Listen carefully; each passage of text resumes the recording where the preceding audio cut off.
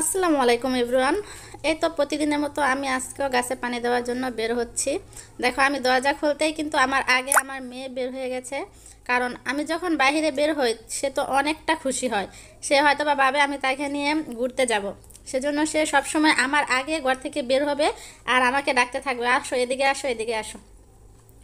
তো যাই হোক, আজকে ভিডিওটা তোমাদের সাথে শেয়ার করব খুবই কষ্টের এক কিছু কথা। কারণ আমার কি বলবো বলো না, অনেক শখের জিনিস যখন জীবন থেকে হারিয়ে যায়, যার কাছ থেকে হারায় সেই বোঝে কতটা কষ্টের। তো দেখো, এই যে গাছগুলোতেই কিন্তু প্রতিদিন আমি পানি দেওয়া তোমাদের সাথে শেয়ার করি যে ফুল হয়েছে, এখনও কিন্তু ফল পাইনি। তো ঠিক এখনও কিন্তু ফল হয়নি। প্রতিটা গাছ আলহামদুলিল্লাহ অনেক ভালো আছে, এমনকি প্রত্যেকটা গাছেই ফুল আসছে, এখনও ফল হয়নি। টমেটো গাছে টমেটো দেখি না, বেগুন গাছে বেগুনও হয়নি। তো এগুলো তো আলহামদুলিল্লাহ ভালোই আছে। আর দেখো এই সাইডের কি অবস্থা, এই সাইডে প্রায় 8টা গাছ, প্রত্যেকটা গাছই কিন্তু এরকম শুকিয়ে মারা গেছে। আরও দুদিন আগে আমি এই গাছগুলো দেখেছিলাম, পাতাগুলো কেমন জানি নিচের দিকে হয়েছিল। তো ভেবেছিলাম হয়তো বা অতিরিক্ত রৌদ্র বা গরমের কারণে এরকম হয়ে গেছে। তো আজকে যখন আমি পানি দিতে আসছি তখন দেখি এই অবস্থা। তাই মোবাইলটা হাতে নিয়ে তোমাদের সাথে একটু ভিডিও করে শেয়ার করতেছি। দেখো, আমার যে ধৈর্যের যে পরিশ্রমের গাছগুলা, যে ধৈর্যের ফল পাওয়ার জন্য আমি অপেক্ষায় ছিলাম, আমি কিন্তু ফল পেয়েছি।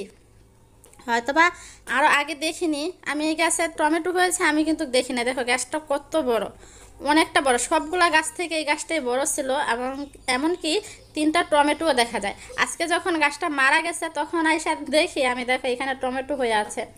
তো আর কী করার, শখের জিনিস যদি নষ্ট হয়ে যায় তো কতটা কষ্ট হয় তোমরা তো জানো। যার শখের জিনিস যায় সেই বোঝে তো কী পরিমাণ কষ্ট হয়। তো অনেকটা কষ্টে আছে আমি যে কিভাবে এরকম হলো।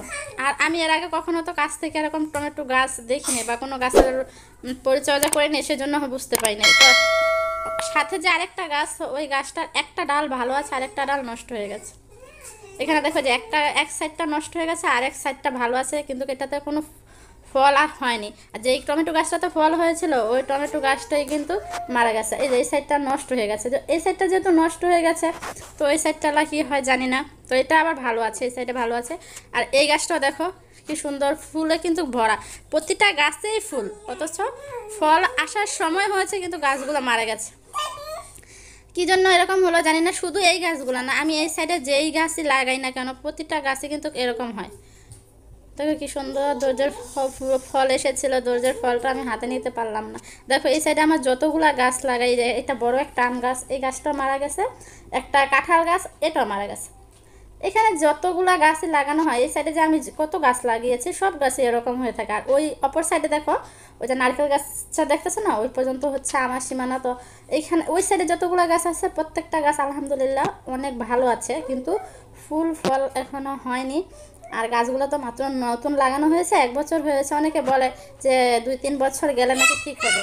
তো দেখো এই যে এইখানে যে গাছগুলো আছে এই সারিতেই কিন্তু টমেটো গাছগুলো ছিল। ঠিক আছে, এই গাছগুলো বড়, যেগুলো বেঁচে আছে এগুলো বড় হচ্ছে না, আর যেগুলো বড় হয়েছে ওইগুলো আর থাকে না। কি হয়েছে আল্লাহ বলতে পারবে ভালো করে, তো আমি তো সঠিক জানি না যে কি হয়।